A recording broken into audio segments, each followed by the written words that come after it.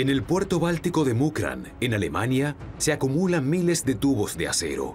Con ellos pronto se construirá un nuevo gasoducto, Nord Stream 2, gas natural siberiano para Europa. Rusia ya cubre alrededor de un tercio de la demanda de gas de la Unión Europea. El nuevo gasoducto del Báltico ha desatado una amarga disputa. Se trata de ganadores y perdedores, poder y dependencia. El debate amenaza con dividir la Unión Europea.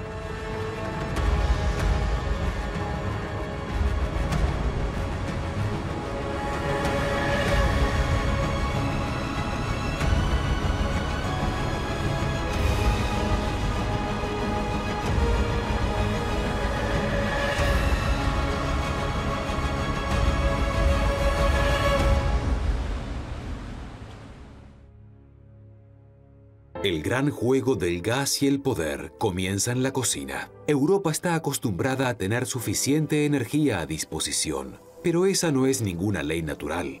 En Berlín y Bruselas, en Washington y Moscú, ha comenzado una discusión política por el abastecimiento de energía. Los precios de la energía siempre están relacionados con la política, aun cuando los alemanes y otros europeos no se preocupen por eso. La energía es un área vital. Es algo que todos sienten directamente en su sala de estar. Es un factor central para el desarrollo económico, porque el precio de la energía se refleja en el índice de crecimiento y en la cuestión de si se puede producir de forma cooperativa. Por eso los temas energéticos son, en última instancia, cuestiones de guerra y paz. La nueva tubería ha de transcurrir paralela a la ya existente Nord Stream 1. Desde la ciudad rusa de Vyborg hasta la localidad alemana de Lubmin, en Mecklemburgo, ante Pomerania.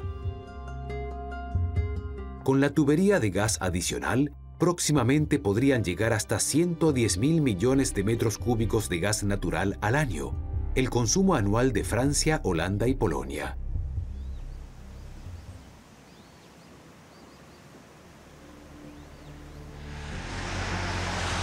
El paraíso fiscal suizo de Zug.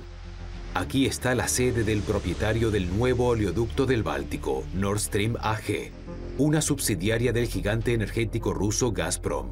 El jefe de la sucursal suiza, que también llevó a cabo el gasoducto precursor, es el alemán Matthias Warneck.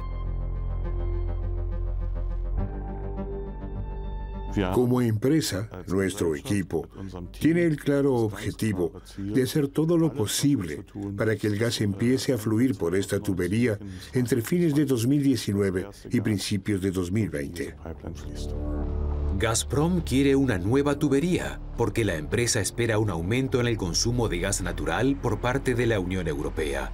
Es lo que suponen los socios, los consorcios alemanes BASF Wintershall y Uniper, el francés Engie, el austríaco OMV y el británico-holandés Shell.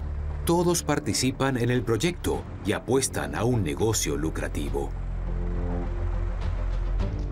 El ex canciller alemán Gerhard Schröder es presidente de la junta directiva de Nord Stream.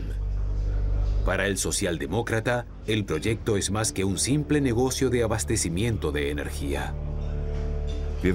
Sabemos por nuestra propia historia que cuando las relaciones en Europa, sobre todo entre Alemania y Rusia, eran malas, las cosas no iban bien. Ya lo sabemos. Por eso creo que es hora de volver a cooperar en cuanto a cuestiones económicas y reducir la confrontación política, por decirlo de manera sutil.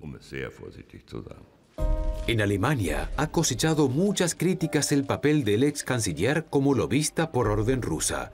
Schröder y el presidente ruso Putin, aquí en la inauguración de Nord Stream 1, son amigos íntimos.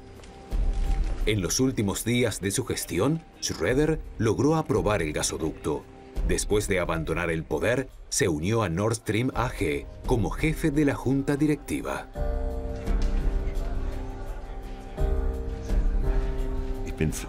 Realmente estoy harto de hablar de eso. Intento hacer algo sensato que sirva a los intereses alemanes. Lo hice durante mi gestión y también lo hago ahora. No solo el ex canciller está muy familiarizado con Vladimir Putin.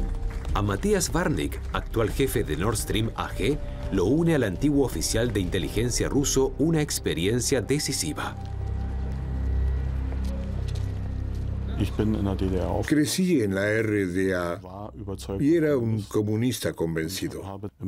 Trabajé para la primera administración de reconocimiento para el Ministerio de Seguridad del Estado, el Servicio de Espionaje Exterior. Con la caída del régimen comunista, la vida personal entró en crisis y uno, por supuesto, se vincula desde la comprensión mutua. El consorcio estatal ruso Gazprom y las empresas participantes de Europa Occidental invierten un total de 10.000 millones de euros en el proyecto. Para el presupuesto estatal ruso, la ganancia de las grandes empresas de energía es vital. En Gazprom, el Kremlin lleva la voz cantante, ya que el consorcio de 450.000 empleados no solo llena las arcas del Estado. Para Rusia, también es un instrumento de política exterior. Está claro que las cuestiones de seguridad energética ocupan el centro de la atención de cada gobierno. Son relaciones de interdependencia y esta dependencia es muy grande para ambos lados, ya que si nuestros socios dependen del gas que les suministramos, nosotros dependemos en igual medida de los ingresos que generamos como empresa y como presupuesto del Estado ruso.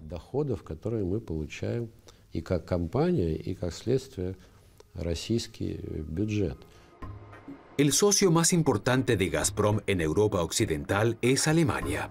Si Nord Stream 2 comienza a operar a fines de 2019 como está planeado, la mayoría de las exportaciones rusas para la Unión Europea llegarán aquí, a la ciudad alemana de Lubmin, justo al lado de Nord Stream 1.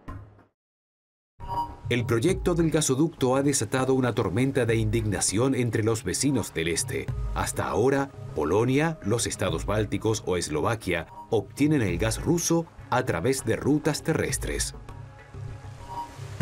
Mediante Nord Stream 2, Alemania podría convertirse en el punto central de distribución del gas que llega a través del mar Báltico. Como resultado, los países de Europa centro-oriental perderían tarifas de tránsito. Pero esa no es una única preocupación. Si Nord Stream 2 se hiciera realidad, Europa del Este teme una alianza energética entre Alemania y Rusia que pudiera dejarla afuera a la hora de tomar decisiones. Polonia alimenta las reservas más fuertes. El proyecto del gasoducto aviva viejos temores entre los vecinos del mar Báltico y los alemanes. Los polacos intentan liberarse de la dependencia del gas ruso con todas sus fuerzas. Hasta ahora el país cubre más de la mitad de sus necesidades gracias al imperio de Putin. En el puerto báltico de Świnoujście, Polonia inauguró una terminal de gas natural licuado en 2015, financiada con millones de la Unión Europea. Por lo tanto, Polonia depende menos del suministro ruso de energía.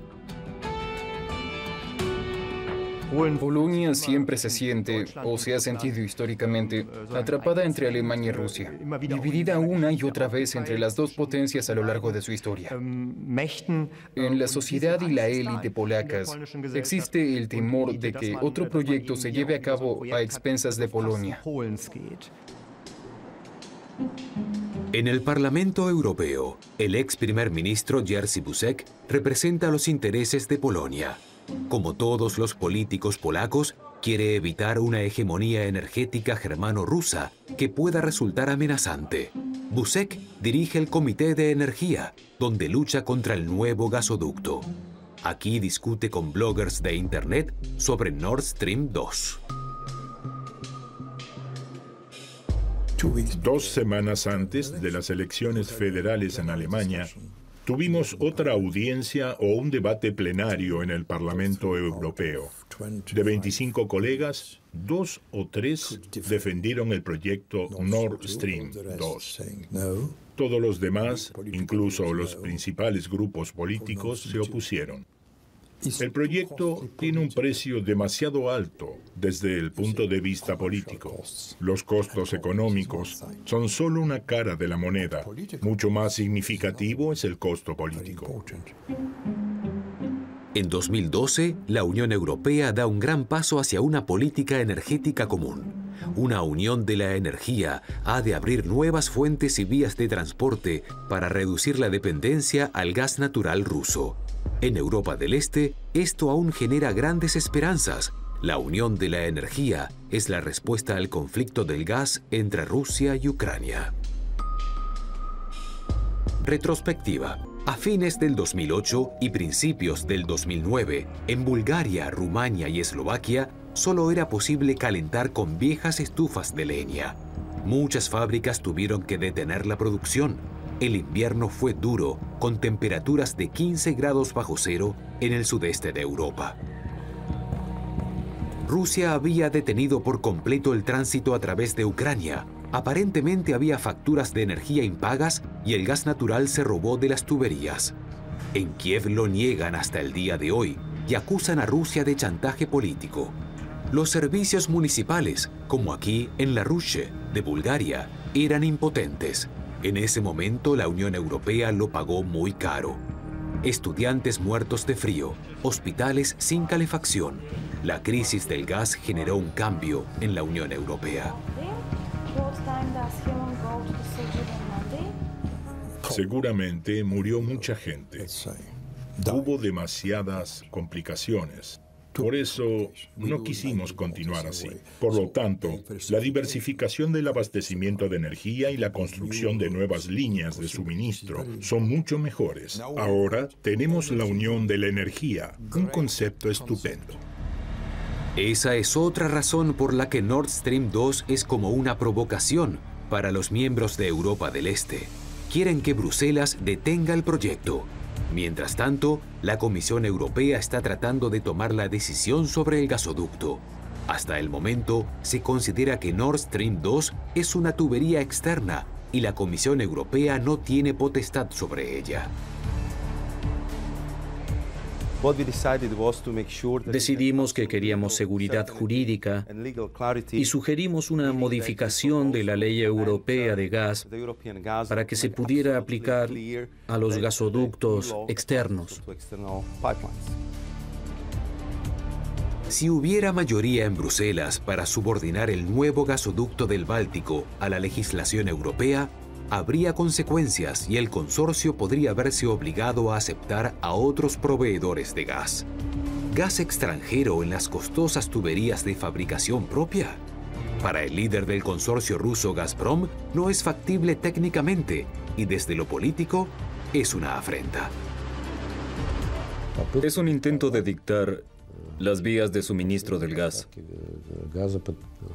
En mi opinión, una violación de los principios básicos de la economía de mercado. Además, sería interferir en nuestra legislación nacional. Pero Bruselas parece decidida a buscar el conflicto con Gazprom.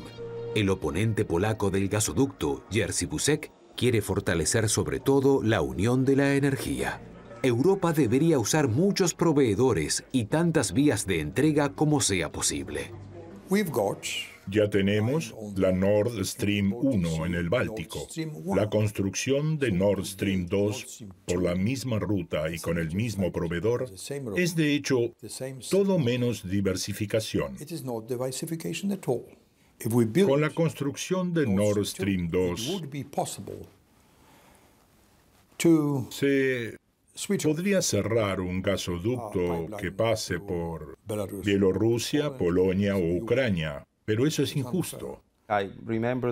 Recuerdo las últimas cifras exactas de 2014-2015. El gas era entre un 15 y un 24% más caro para los países de Europa Central y Europa del Este que para Alemania. De modo que se trata del mercado interno y luchamos para que rijan las mismas condiciones en la Unión Europea, que nadie abuse de su posición dominante en nuestro mercado.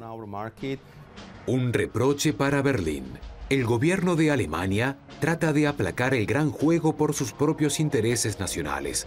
La necesidad de seguridad entre los países y las ambiciones rusas. Para Berlín, Nord Stream 2 es un asunto privado. Los ministros responsables no estuvieron dispuestos a conceder una entrevista.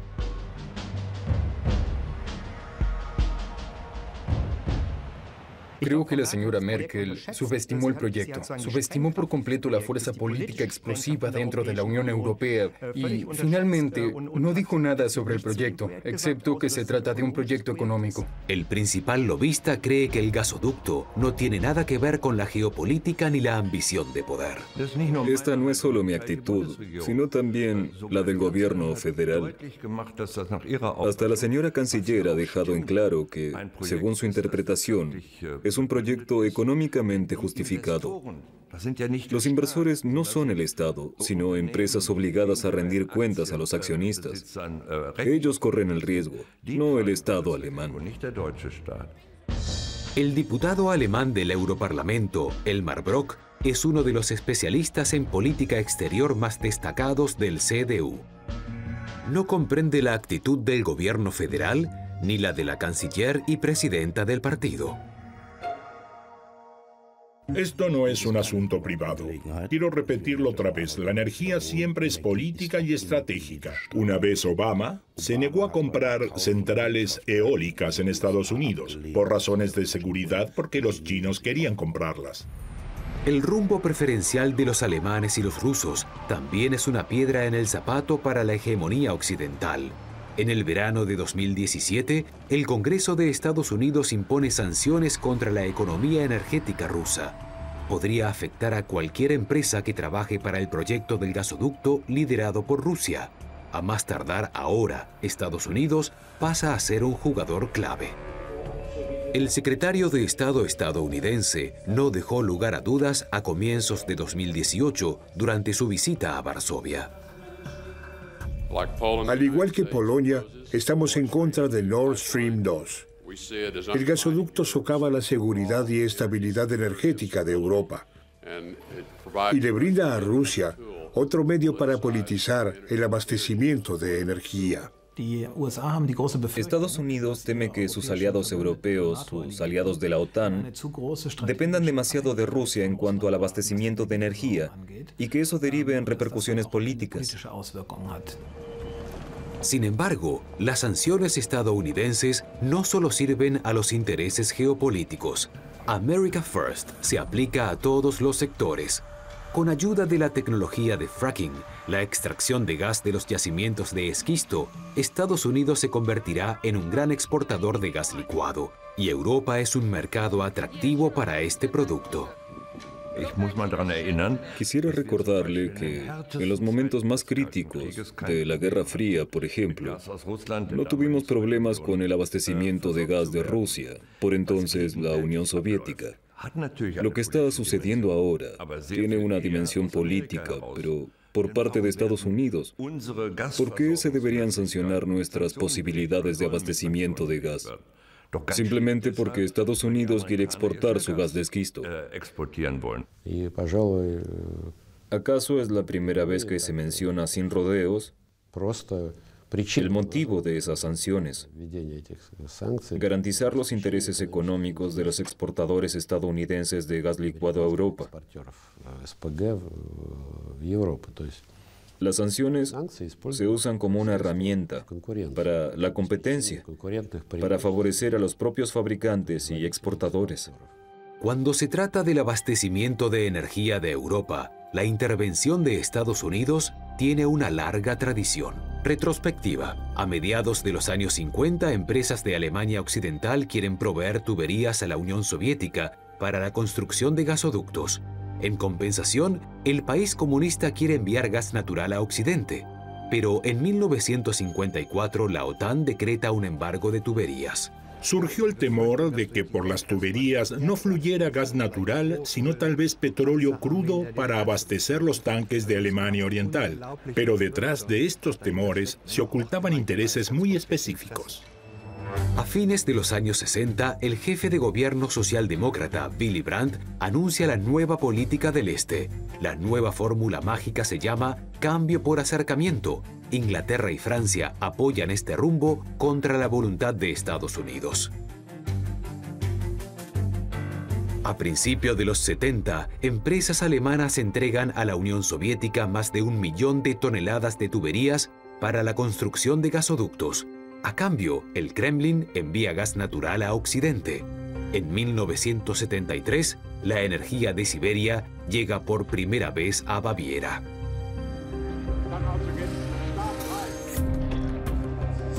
En ese momento participó en las negociaciones el político socialdemócrata Klaus von Dohnanyi. Para él fue el comienzo de una nueva era política. No se debe subestimar la importancia de las relaciones económicas en la consolidación del desarrollo político. La aparición de Gorbachev fue, desde luego, un cambio dentro de la Unión Soviética. Y tal vez haya sido el resultado de la confianza que generaron las políticas de Egon Bahr y Willy Brandt. Pero la era del comercio para el cambio no es una fábula romántica de un pasado distante. ¿No se vislumbra una nueva guerra fría entre Rusia y Estados Unidos en torno a la energía y los gasoductos?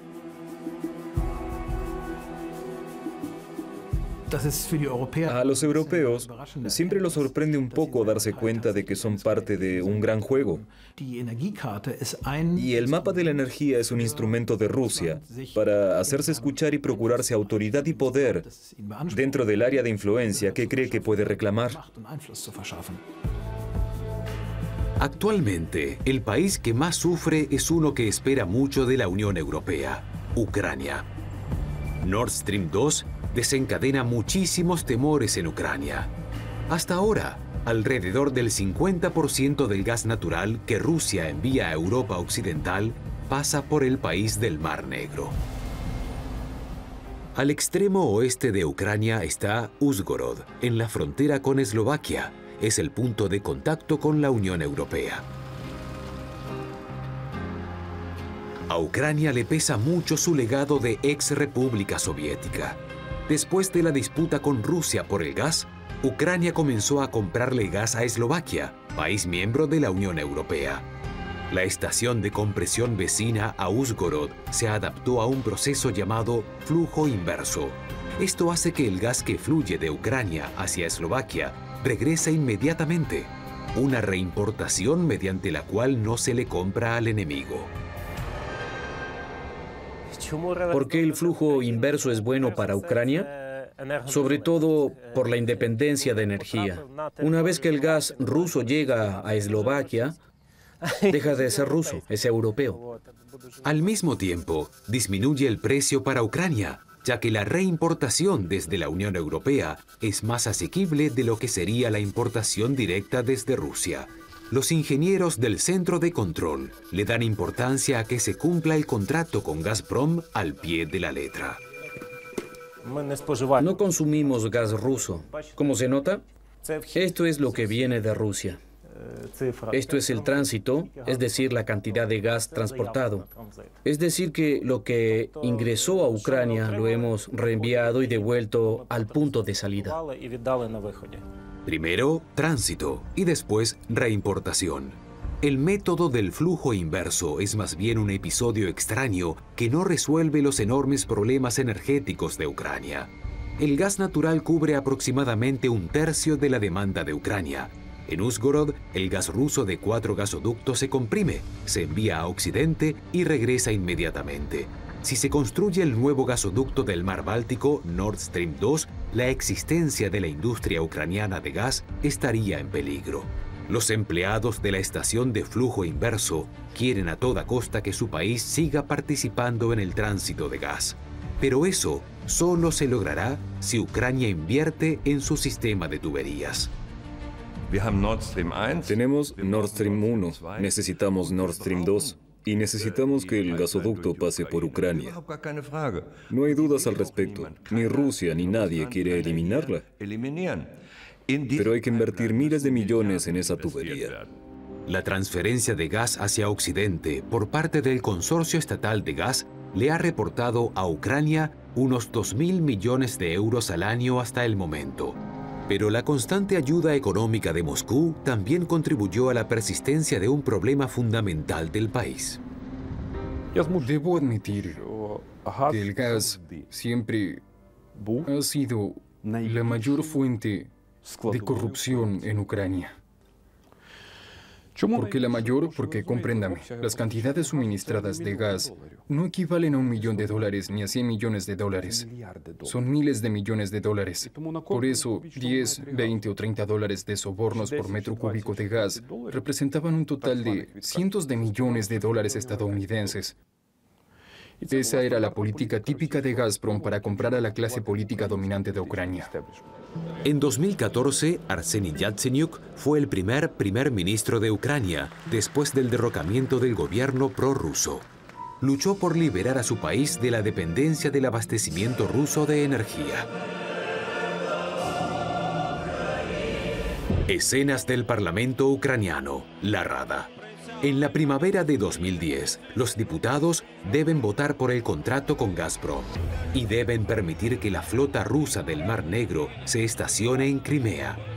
Los nacionalistas y los liberales no quieren ninguno de los dos tratados. El gas de Rusia divide a Ucrania. 4 años más tarde, la Plaza de la Independencia, en el centro de Kiev, se convierte en el escenario del levantamiento contra el gobierno prorruso. Más de 100 personas mueren en la lucha. Desde entonces, el rumbo de Ucrania se orienta a Europa. Ahora intenta alejarse de las pretensiones de poder del Kremlin y de la antigua subordinación. Pero esto no es fácil. Los consumidores ucranianos tienen que pagar mes a mes altísimas facturas de energía. Yuri Goldovich es un pequeño empresario de Kiev y está enfadado.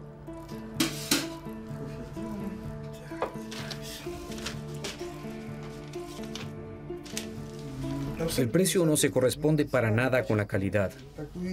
En mi casa la luz titila por las fluctuaciones de voltaje y pago sumas astronómicas por la electricidad. La red de transporte de energía eléctrica rara vez provee 220 voltios. Los radiadores no tienen válvulas. La temperatura la regula como tantos en Ucrania, por medio de la ventana. Así es imposible ahorrar energía. Tampoco hay un medidor de gas. Simplemente se distribuye.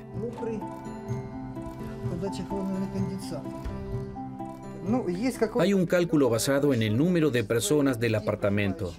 Entonces se calcula que el consumo estándar es de 6.6 metros cúbicos por mes para 2 personas. El sistema de facturación arcaico invita al fraude. Estamos en un mercado de Kiev con una cámara oculta. El vendedor de productos sanitarios vende grifos y medidores modernos y también la tecnología para manipularlos. Para este comparador mecánico, tiene imanes especiales que bloquean las paletas giratorias en el interior del reloj. El vendedor muestra cómo se hace.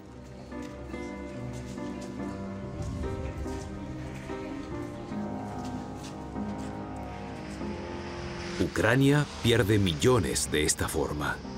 Si se suspenden los ingresos del tránsito de gas por Nord Stream 2, la economía energética del país quedaría arruinada, con consecuencias de gran alcance para la situación geopolítica. Mientras el gas deba pasar por este país, Europa Occidental y Estados Unidos tendrán interés en que prevalezcan condiciones estables. Cuando el país pierda importancia en cuanto a la política energética, el argumento del interés por Ucrania se desvanecerá y desaparecerá de la pantalla del radar, en todo caso en una parte de la política. Para la parte rusa, los problemas se presentan de otra manera. Gazprom acusa a los ucranianos desde hace años de rechazar el saneamiento del trazado de gas natural y de tolerar negociados con la materia prima en el mercado negro. ¿Por qué pasó eso? Porque el gas desaparecía de las tuberías. No quiero seguir discutiéndolo ahora, pero claro, no todo lo que se entregó llegó a donde tenía que llegar. Este es un tema que habría que examinar de ambos lados. La parte ucraniana ve el conflicto de gas con Rusia en un contexto más amplio. El objetivo de Rusia no sería el saneamiento de las tuberías ni la modernización de la economía energética. Lo que quiere Moscú es someter políticamente a Ucrania. Este es otro tipo de arma de Rusia, así como las armas nucleares, las armas convencionales que hoy están en el Donetsk y Crimea, también existen las armas energéticas. Rusia apoya militarmente a los separatistas de Ucrania del Este. Para los opositores de Nord Stream, es un argumento importante. Por eso varios países de la Unión Europea están tan interesados en que Nord Stream 2 no se realice. Debemos ver que el que libra la guerra contra Ucrania quiere desestabilizarla aún más de esta manera. Así le damos más recursos al que está en guerra con Ucrania. El gigante energético ruso Gazprom también invierte miles de millones en el sur de Europa. En Varna, la ciudad portuaria más grande de Bulgaria, en el Mar Negro, se almacenan cientos de tuberías en el verano de 2017 para la construcción del gasoducto Turkstream, financiado por el consorcio estatal ruso. En principio, la tubería es para abastecer a Turquía, pero la planificación también prevé ramales de Turkstream hacia Italia y Grecia.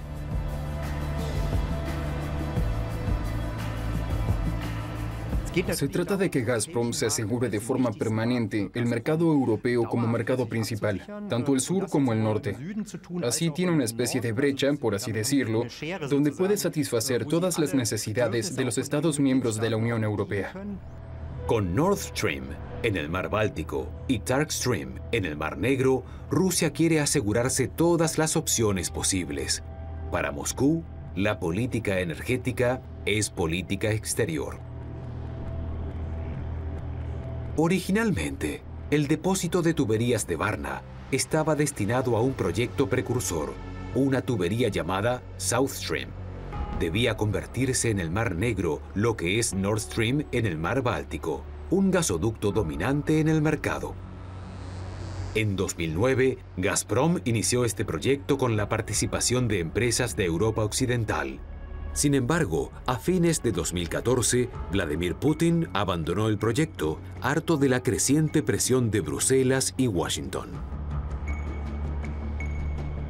La construcción de Turkstream, proyecto sucesor, comenzó en mayo de 2017. El gasoducto del Mar Negro también fue el comienzo de una nueva amistad política entre Moscú y Ankara. Pero Estados Unidos también interviene en el sur de Europa cuando se trata de ganancias, energía y poder.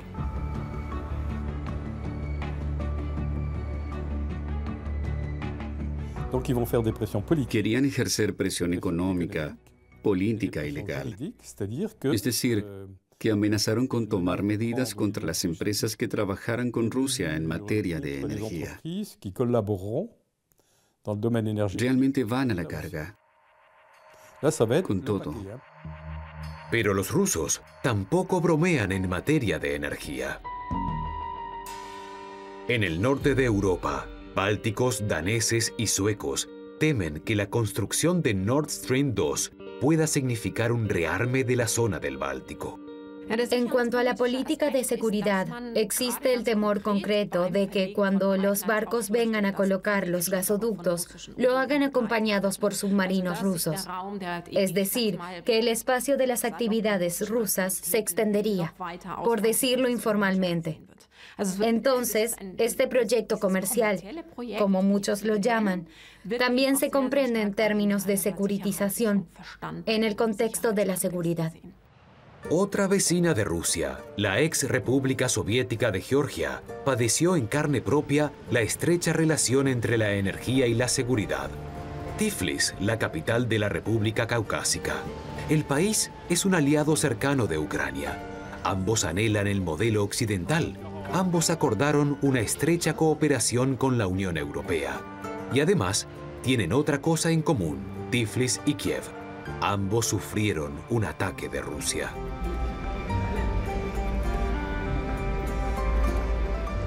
Dos importantes oleoductos atraviesan el Cáucaso. Uno va desde Bakú por Tiflis hasta un puerto turco del Mediterráneo. El otro atraviesa Georgia hasta la costa del Mar Negro.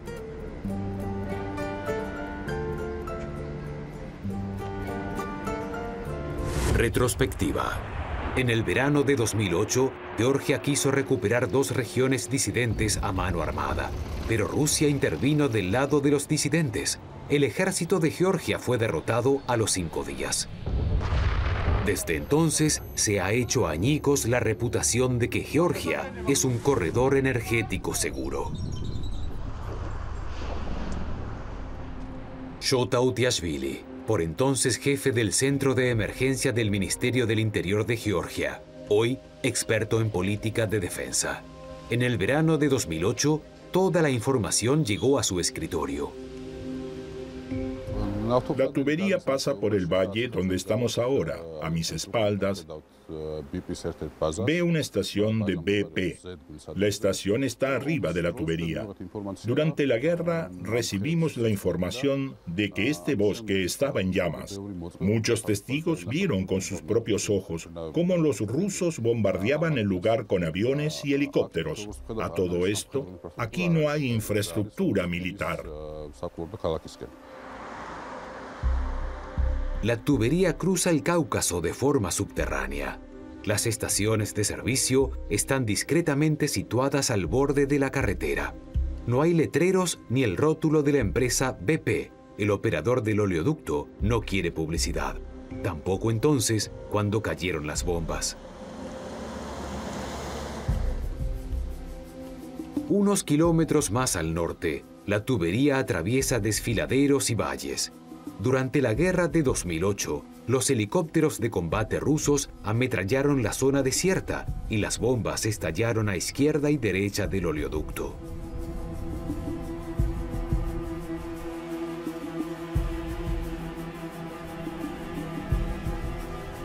El gobierno georgiano declaró que el oleoducto había sufrido un ataque y que los bombardeos podían dañarlo. Sin embargo, los operadores del oleoducto decidieron no hacer público el caso y que para sus negocios sería mejor que la opinión pública no se enterara. Pero hoy todos saben que el único objetivo y el más importante era el oleoducto.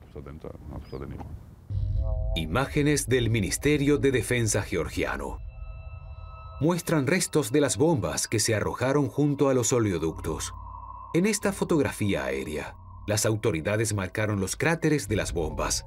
La tubería está en rojo. Los expertos opinan que fue un disparo de advertencia deliberado.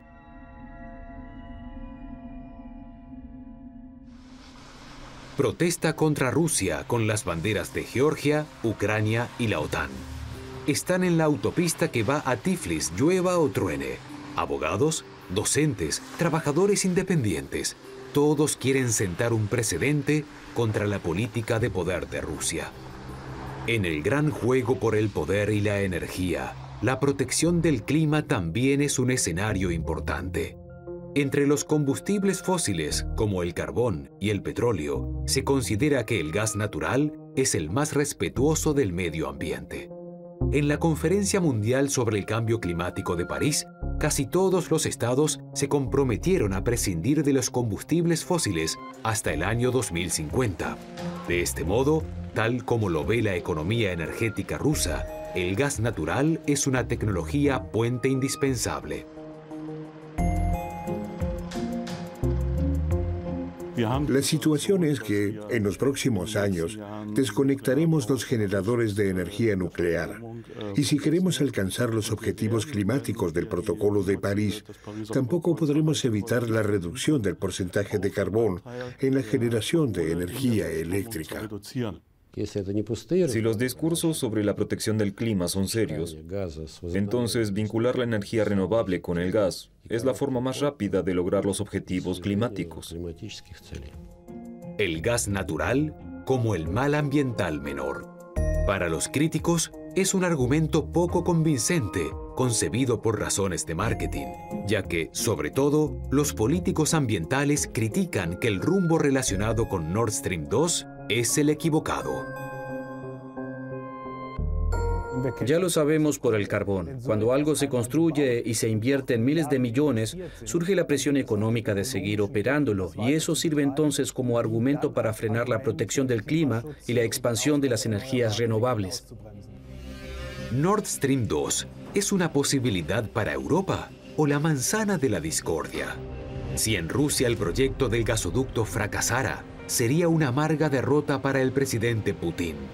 En un mundo donde los conflictos y el egoísmo nacional se multiplican, el proyecto multimillonario sienta un importante precedente político a los ojos de sus defensores. Quizás se convierta en el núcleo económico de una nueva política del Este. Si, en lugar de apostar a la cooperación en cuestiones económicas y políticas, pasamos a la confrontación con Rusia, no nos conducirá a nada bueno. Hay que cooperar en vez de confrontar. Creo que es sensato. Necesitamos algo así como una reedición de la política de distensión. Ya es hora. Sin embargo, los adversarios del gasoducto no quieren acercarse a Rusia porque temen caer en la vieja subordinación. Apuestan a una Europa fuerte y unida, ya que el tiempo esté a su favor. Comenzamos en 2010 con un simple mercado interior de energía y ahora tenemos la Unión de la Energía. Hace 30 años no hubiera imaginado que mi país podría ser parte de la Unión Europea. A veces el optimismo vale la pena. Pero muchos consideran que el nuevo gasoducto es demasiado importante como para fracasar en la recta final. También porque lo respaldan Alemania y Francia. Eso no inquieta a los oponentes de Nord Stream 2, que luchan contra el negocio de la energía y saben que, en este gran juego, Estados Unidos está de su lado. ¿Y los consumidores? Ambas partes les prometen un abastecimiento de energía seguro y a precios asequibles. No importa si Europa se divide políticamente por eso.